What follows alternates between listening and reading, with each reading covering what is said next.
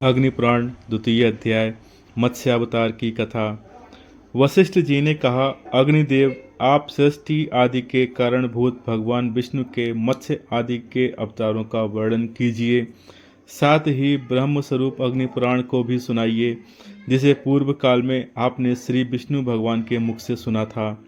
अग्निदेव बोले, वशिष्ठ सुनो, मैं श्री हरि के मत्स्यावतार का वर्णन करता हूँ। अवतार धारण का कार्य दुष्टों के विनाश और साधु पुरुषों की रक्षा के लिए होता है। बीते हुए कल्प के अंत में ब्रह्म नामक नैमित्तिक प्रलय हुआ था। मुने उस समय भू आदि लोग समुद्र के जल में डूब गए थे। प्रलय के पहले की बात है। वैवस्वत मनु भोग और मोक्ष की सिद्धि के लिए तपस्या कर रहे थे। एक दिन जब वे कृतमाला नदी में जल से पितरों का तर्पण कर रहे थे, उनकी अंजलि के जल में एक बहुत छोटा सा मत्स्य आ गया। राजा ने उसे जल में फेंक देने का विचार किया। तब मत्स्य ने कहा, महाराज, मुझे जल में ना फेंको, यहाँ ग्रह आदि जल जंतुओं से मुझे भय है। यह सुनकर मनु ने उसे अपने कलश के जल में डाल लिया। मत्स्य उसमें पड़ते ही बड़ा हो गया और पुनः मनु से बोला, राजन, मुझे इससे बड़ा स्थान दो। उसकी यह बात सुनकर राजा ने उसे एक बड़े जलपात्र में डाल दिया। उसमें भी बड़ा होकर मत्स्य राजा से बोला, मनु, मुझे कोई विस्तृत स्थान दो। तब उन्होंने पुनः उसे सरोवर के जल में डाला, किंतु वहाँ भी बढ़कर वह सरोवर के बराबर हो गया और बोला, मुझे इससे बड़ा स्थान दो। जब मनु ने उसे फिर समुद्र में ही ले जाकर डाल दिया, वहाँ वह मत्स्य क्षण भर में 1,00,000 योजन बड़ा हो गया।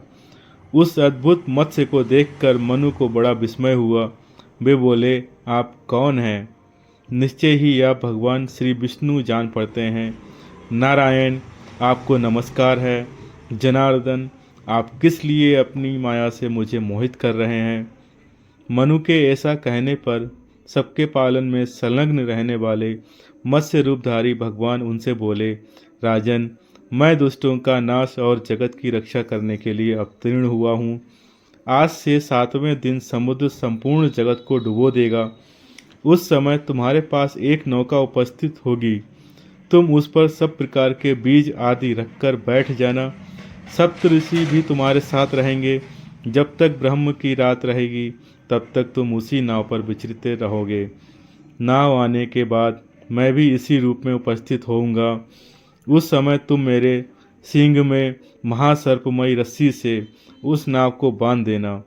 ऐसा कहकर भगवान मत्स्य अंतर्धान हो गए और वैवस्वत मनु उनके बताए हुए समय की प्रतीक्षा करते हुए वहीं रहने लगे।